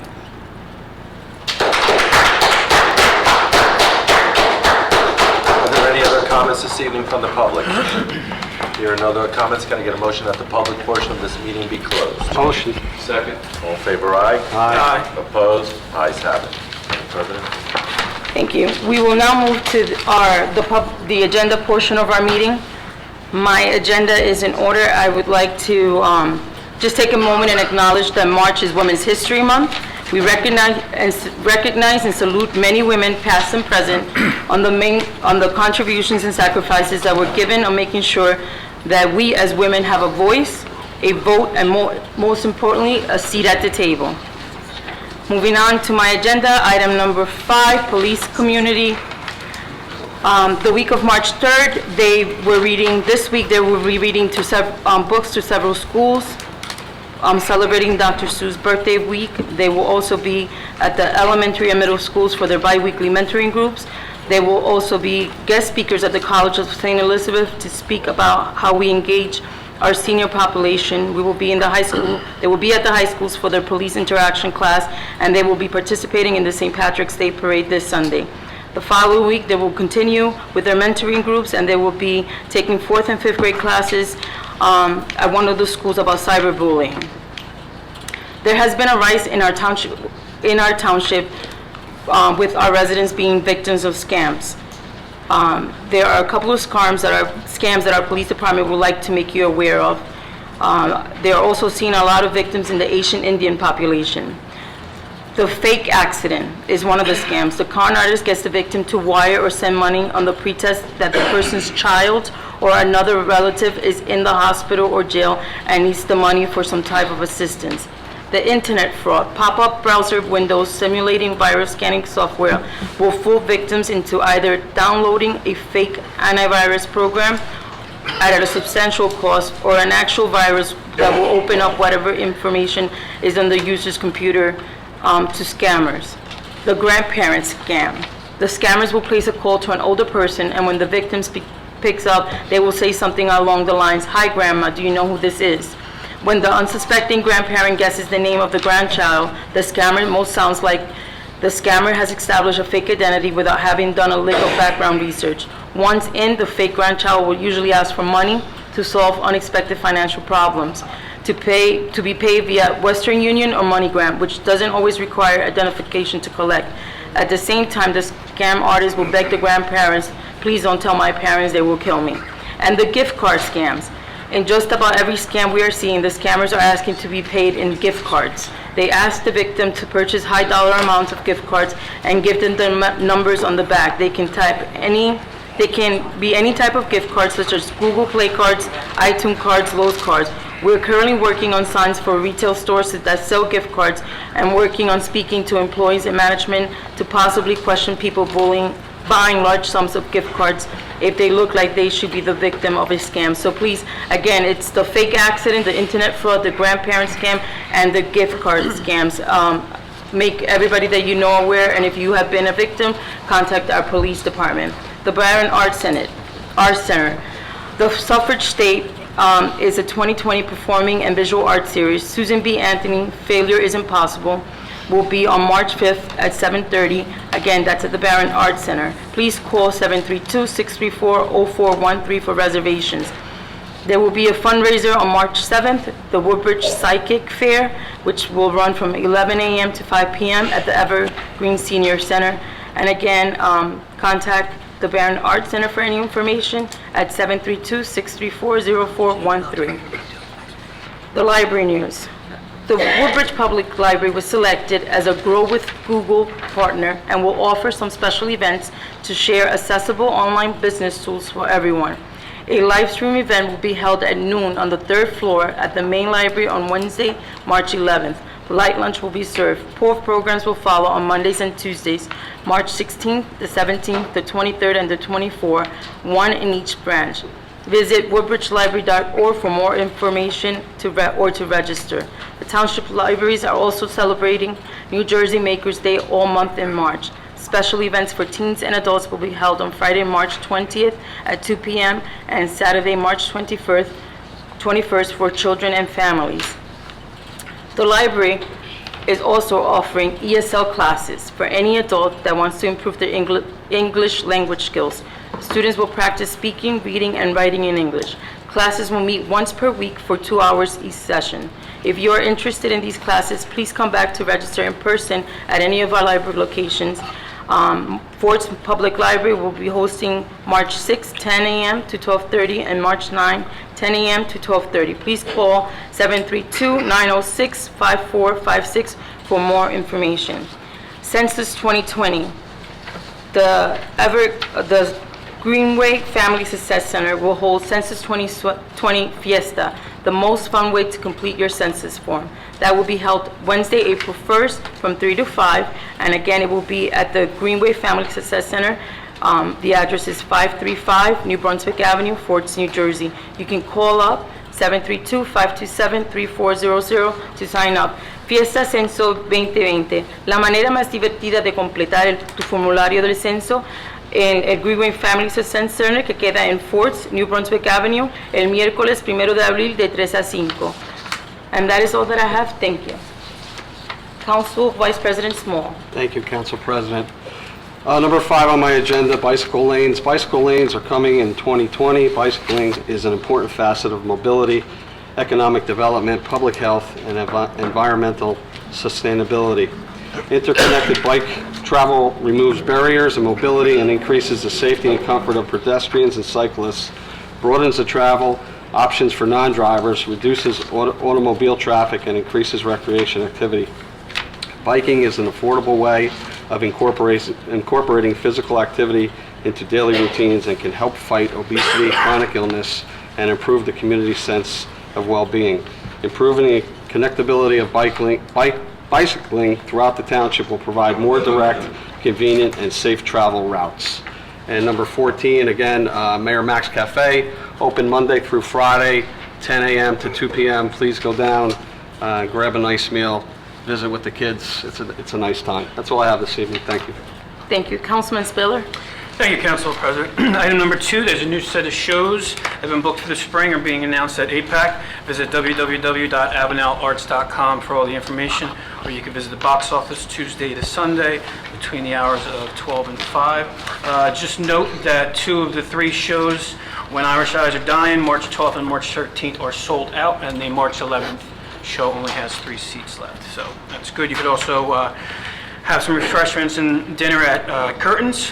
You can go to www.curtainsrestaurant.com for all their information. And the coffee bar is open. It is located at 190 Avenel Street. It is the last retail spot just before the new train station. They're open Monday, 7 days a week, 7 a.m. to 10 p.m. I wasn't the first one I tried. I was the 3rd customer on Saturday. Had my large hot tea. So they're doing very well, so it's nice to see another business in the area. Item number 5, the annual Avenel Middle School Tricky Tray is upon us. Tickets are still available for Friday, March 6th, location at Avenel Middle School. Doors open at 6, calling begin at 7. Any information, you can contact the school. I mentioned last time, but this year's fundraiser is going out to the March of Dimes and Team LeGrand of the Christopher and Dana Reeve Foundation, as well as AMS. Last year's Tricky Tray was the first one, and they profited almost $12,000. So, and I just saw item number 7. I'd just like to thank the mayor and administration. I'm having more and more residents from Red Oak, as well as residents of Port Reading, just completely grateful about the traffic light that was installed. Your assistance Port Reading Avenue and all of that. That'll help Sycamore, that helps Red Oak, that helps School 28 getting out at 3:30, so thank you. The rest of my agenda is in order. Thank you, Council President. Thank you. Councilwoman Meehan? Thank you. I just have a few announcements. The Have a Heart food drive concluded last week, and together the township raised $38,738 and collected over 27,000 pounds of food. Thank you to all the businesses and the schools that participated. The schools alone donated $10,000, so shout out to our young kids. Even though we are done with the food drive right now, we're always in need of food, so please remember those that are hungry. Hunger has no season. We can always use food. A save the date for Support the Troop Rally this year will be held on May 20th at 6 o'clock, and that'll be held near the behind the Woodbridge Library. If anyone has anybody serving overseas, please reach out to me so we can recognize them during this. You can reach out to me at 732-382-0273, and this way I can include them in the program. Before our meeting this evening, we recognized volunteers from a spaghetti dinner that was held for the DeMichelle family last month. Dan DeMichelle, who is an employee of Woodbridge Township with 2 young children, over the summer was diagnosed with grade 4 cancer. So many people came out to support this event and help this family during such a difficult time. So I just want to thank everybody that came out and supported this family. We were able to raise a lot of money for him. And this is something, at least now he can fight his battle, and he has a little money in the bank to help him with some bills. You know, there's been so much going on in the past month, and it makes me sad. To me, it's amazing how we come together for great stuff, and we sit here and we fight with each other over things that are, you know, everybody has their opinions, and we should all listen to each other. But I take great offense, and I'm saying this with all due respect to you, that there's nobody on this council that is prejudiced. Nobody looks at you because you're different. One of my best friends over there is Phil Hall. I never look at him because he's Afro-American. I look at him because he's my friend, and every single person on this council feels the same way. So for me, that really offends me, and I'm sure it offends my council mates. So with all due respect, you're incorrect about that statement you made. So, and that's all I have. Councilwoman Drum? Thank you, Council President. I know that Councilwoman Meehan mentioned the greatness that occurred prior to this meeting tonight, and the proclamations and the great fundraiser was overwhelming, and I just wanted to say thank you to Debbie, who was a big part of that. So thank you, Councilwoman Meehan, for all of your efforts and all of your help, and thank you for all that you do. So my agenda, I'm going to combine a few tonight. They all speak to the same subject, which is Woodbridge redevelopment. It's an update on what's happening in downtown Woodbridge. So it's the Downtown Merchants Association, the Main Street Special Improvement District, the Transient Village, Main Street and Route 9, which all ties into number 5, which is the buy local. As everyone can see, our redevelopment of Woodbridge downtown has begun. Our downtown area has been struggling for years. This redevelopment will focus on our train station, which is an underutilized asset and will create a transit development. We are using the same model as other highly successful towns, which included mixed use, higher densities, and walkability. This new development will bolster sales in our existing businesses, as well as include new restaurants and shops and upgrades to parks. It will allow for residents to walk to their destinations. Old buildings in various states of disrepair will be transformed into new, modern structures that will not only create tight-knit commuter neighborhoods, but they will be environmentally friendly and sustainable. Our Main Street and Route 9 are also preparing for new development. The Juley Exchange is readying the opening of upscale retail stores on the newly renovated ground floor and luxury apartments above. These luxury apartments feature valuable amenities and are located steps from Woodbridge shopping and restaurants. The other project is taking place at the old Hess property and will be both residential and retail components.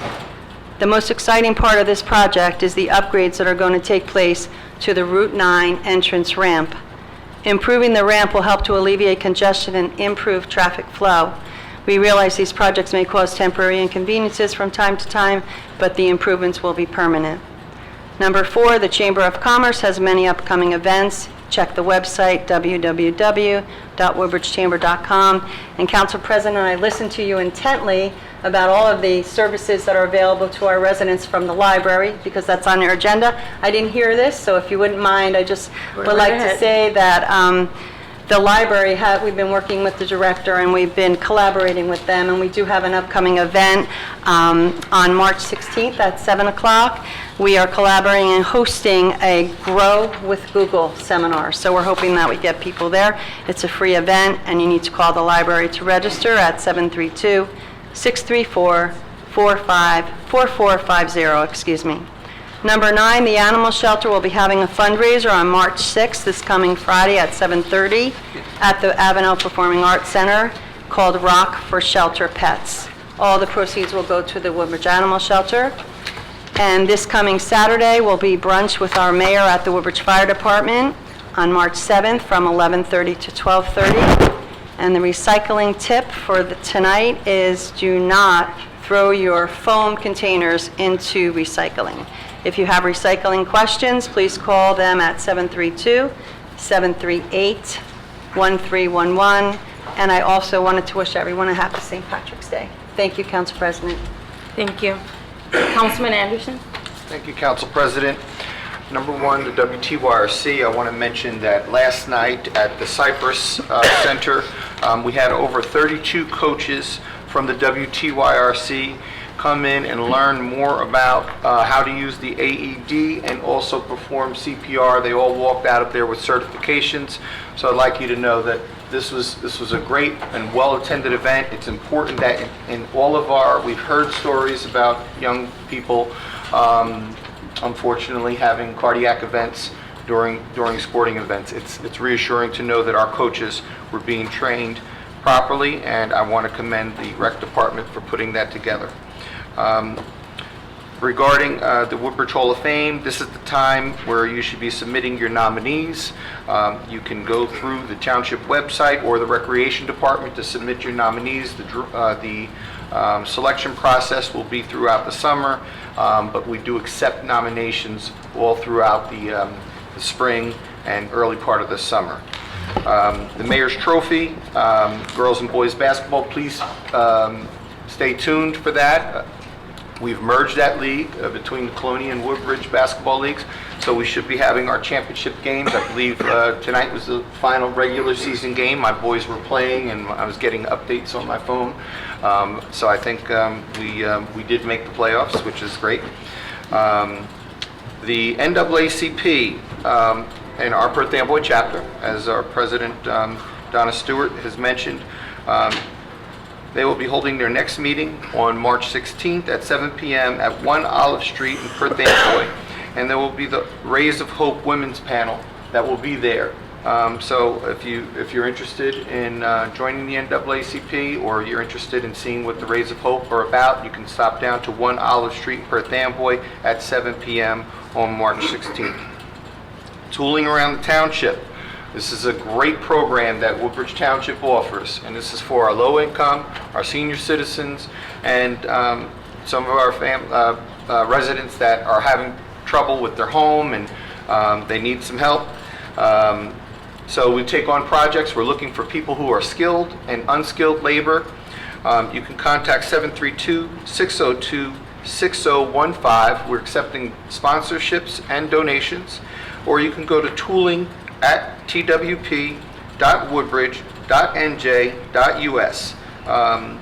And also for the Independent Club of Colonia, they had their Black History Month event last week, and it was a packed house over at the Evergreen Center. Mr. Phil Hall is every year puts on, it's a better event every single year. And we honored Eric LeGrand as Man of the Year. Unfortunately, Eric had been dealing with pneumonia and was not able to attend. So I had the pleasure of being able to deliver his award to him. And this has to do a lot with what kind of town we live in.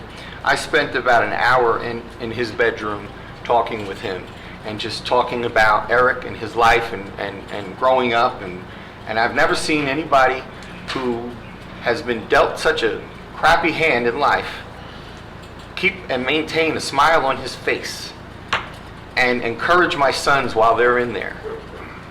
And that's what living in a town like this should mean to everyone. That we should be able to come together and we should be able to talk. And we should be able to help each other like this Councilwoman Meehan always does when it comes to someone who's in need. We're not perfect. Mr. Gallo called me out on a promise that I made. And I made a promise here the night that I was being attacked. And I said, a conversation can change the course of forever. And he reached out to me and asked if I wanted to meet. And I took him up on it. And while we don't agree on our politics, we at least know each other's story. And that's when people begin to have a common respect for one another, when you learn their story. Until you know someone's story, don't come here and attack them. So I do appreciate that meeting. And hopefully there will be more meetings between all of us, where we can talk and not attack. That weekend was followed up where I went to another wonderful event that was sponsored by JJ Bidding, and for a young man who's dealing with severe hydroencephalus, he's nonverbal, wheelchair bound, and his mother reached out to me over a year and a half ago for some assistance. And Councilman Greg Ficarro was the first one that stepped up, and then we agreed that he would be the recipient of the chili cook-off contest this past weekend. And while he was the best, person for this to receive that award, to receive the benefits and the proceeds of that event, and I commend JJ Bidding for that, what moved me more was the conversations I had that day. And sometimes we need to sit down and have a beer together. Because I had a Woodbridge police officer that I sat with, and he told me by the end of that conversation, and he said to me, "It's all right, I know you got my back." And he said, "And I got yours." That gave me hope. Because I walk around thinking that a lot of police officers don't like me because of what happened here as a result of me showing up at a rally that I ended up participating in a protest of. So I encourage you all to continue those conversations, to reach across that aisle and get to know one another. I think we can get more done rather than just shouting from a distance. Thank you. That is all I have. Thank you, Councilman Anderson. Councilman I'm sorry. I forgot to mention the Independent Club is having a swinging jazz with Danny Basher and his all-star band. It's this weekend, so I couldn't let it go without inviting.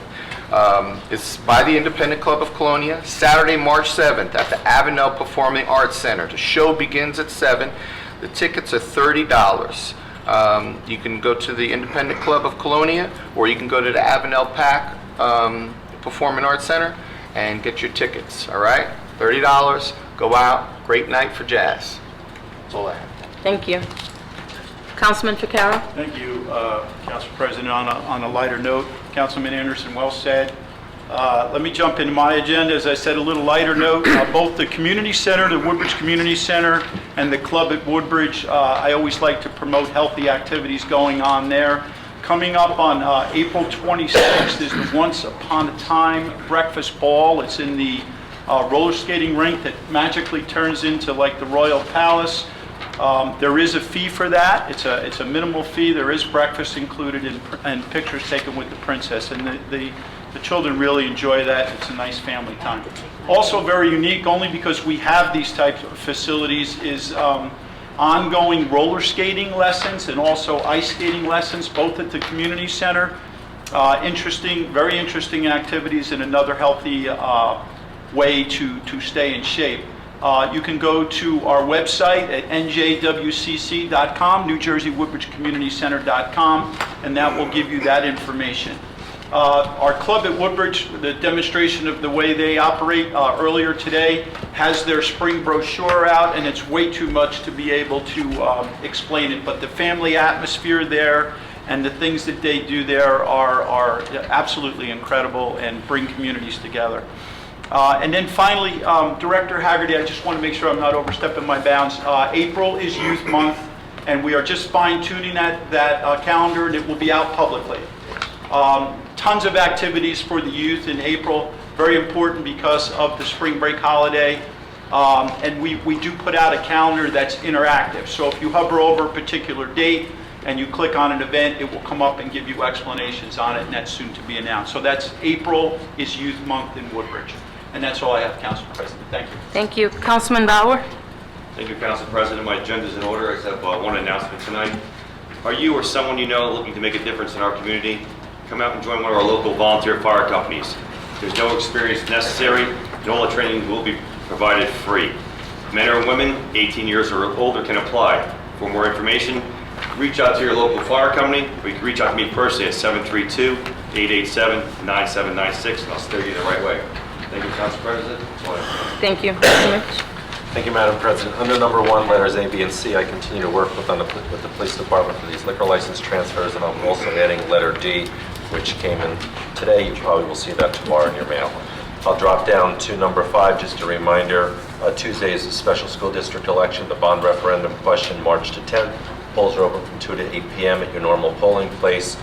If you have received a vote by mail ballot, you have to return it. If not, and you go to the polls, you'll not be able to use the machine. You'll have to use a provisional ballot. Also, new machines are rolling out for this Tuesday, as you've all seen. They're fairly user-friendly, but we also have that up on our website if people want to see how you work the machine before they go cast their vote on Tuesday. And finally, you indicated earlier the Fiesta coming up for April 1st, 2020 for Census Day. By the time we meet next, the census, every resident should have received their census notification. And I do encourage people to file their census this year online if they can. It's a first-time opportunity, and it'll allow us real live time to monitor what parts of Woodbridge answer first and where we have to go hit neighborhoods hard afterwards. And again, one of the things that we should mention, it is completely safe to fill out the census. Your name and personal information goes in one database and your answers go on another one. So please, we are trying to encourage all of our residents to fill out Census 2020. Mayor McCormick. Thank you, Council President. First item, because of his humility, Councilman Brian Small did not mention that on Friday he coordinated a trip for 20 special needs adults between ages 18 and 21 from the RISE program. They went up to the Prudential Center to see the Jurassic Park performance. It was coordinated through Investors Bank, where Brian knows has a good contact with the representative there. It was a wonderful afternoon, 20 kids and about 5 adults, and they had a really good time. And I want to thank Investors, and I especially want to thank Councilman Small for putting that together. Second is, I guess you saved it for me because of my heritage and history with the American Irish Association, but this Sunday is the annual Irish Parade. The weather looks like it's going to be as good as it can be for March 8th. The parade, the ceremony in this room here kicks off at 9, where we recognize all the honorees, and everybody comes out to support them, and then we proceed to the Irish flag raising outside, and then there's a breakfast provided by the association at J.J. Biddings, and then the parade kicks off at 1:30, not 1:29, not 1:31. It kicks off at 1:30 sharp, and it's going to be a long parade through Woodbridge, culminating right in front of Town Hall here, and then of course there's events at the VFW, the Legion, the Elks, the Firehouse, the Woodbridge Community Center, probably skipping a few, but everybody gets into the festivities. We're looking forward to a terrific parade. I'd like to also put a plug in for the referendum on March 10th. A couple of people have mentioned it. The voting is from 2 to 8. Wherever you normally vote, you vote. We are supporting that as an administration. We're working very closely with the school district, as we always do. We have dedicated the proceeds of one project, that is the 1 million square foot warehouse in Avenel on the site of the former Woodbridge Developmental Center. We purchased that property from the state. We purchased a piece next door from Conrail.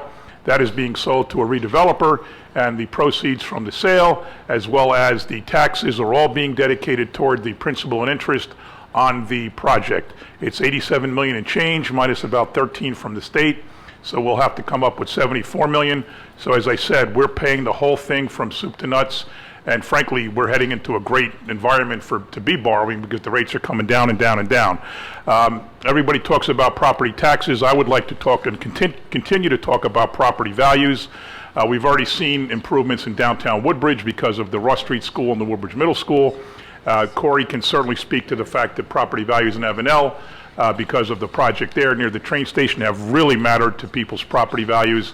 And this referendum covers something in every single school except Ross Street and Woodbridge Middle, which basically are already brand new. Every other school is getting some attention. The School 25 is getting a major addition. School 28 is getting an addition.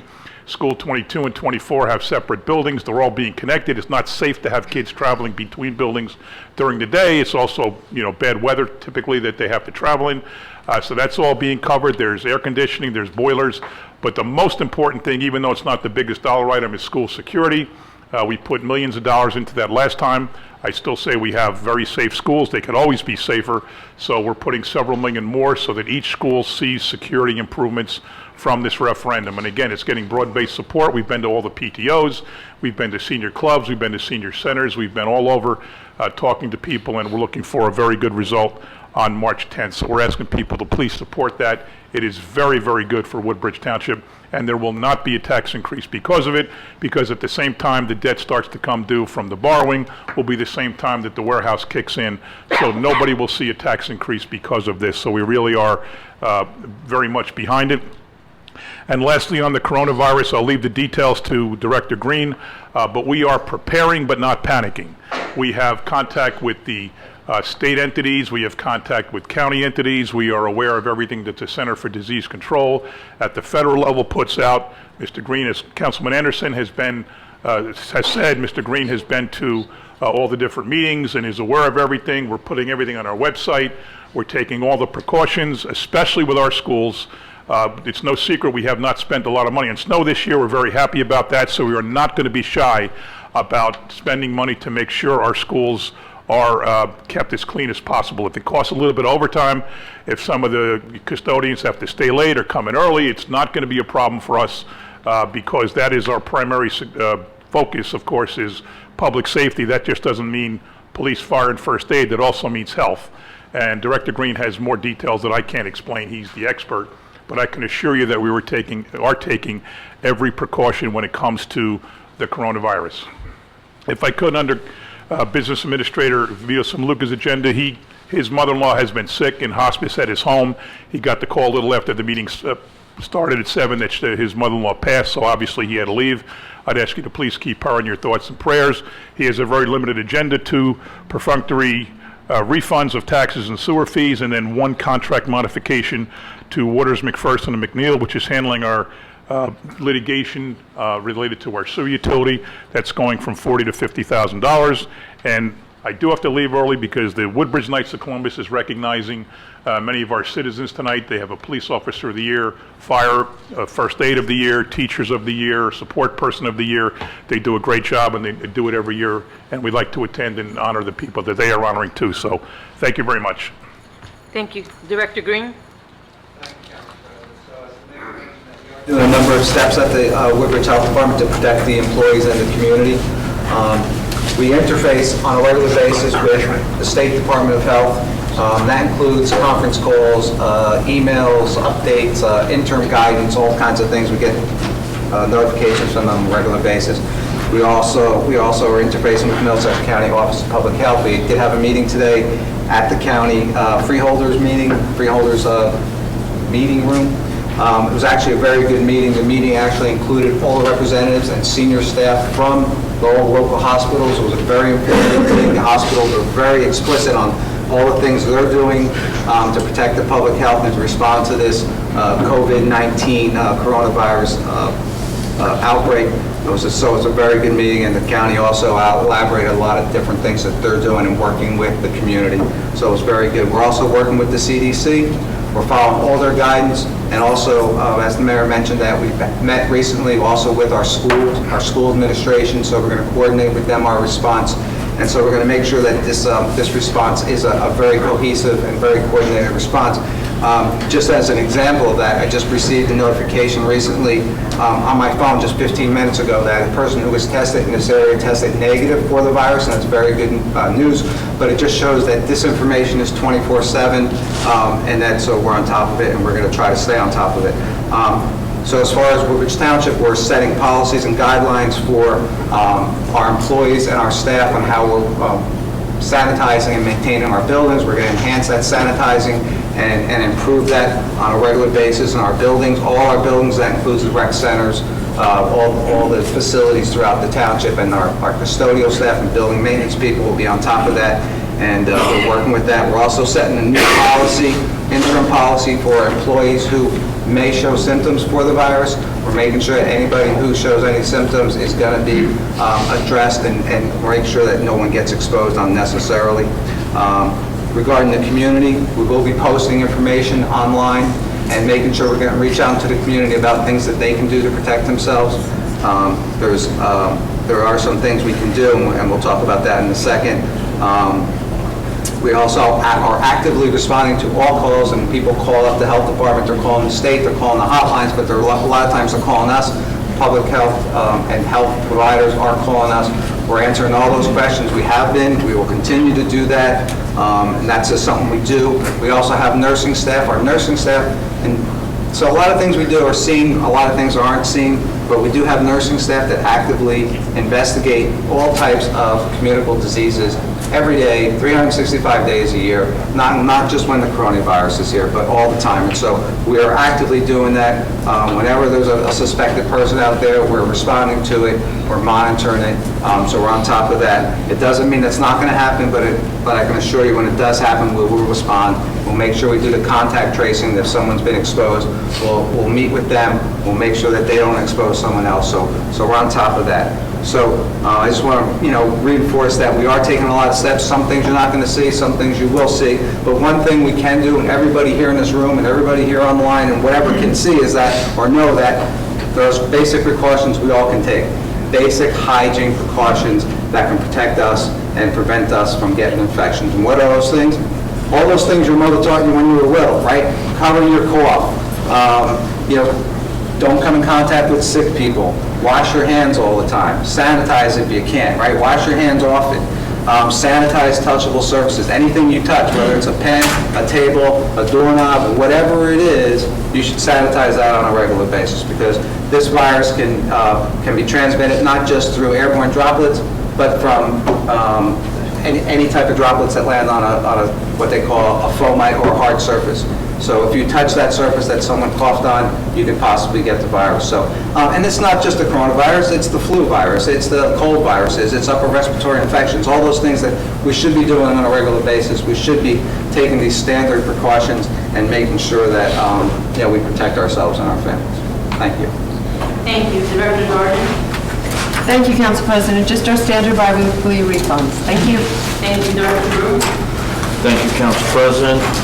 One resolution is proposal for engineering services, Amboy Avenue sanitary sewer main, the extension line, and that's all I have on my agenda. Thank you, Council President. Nothing this evening.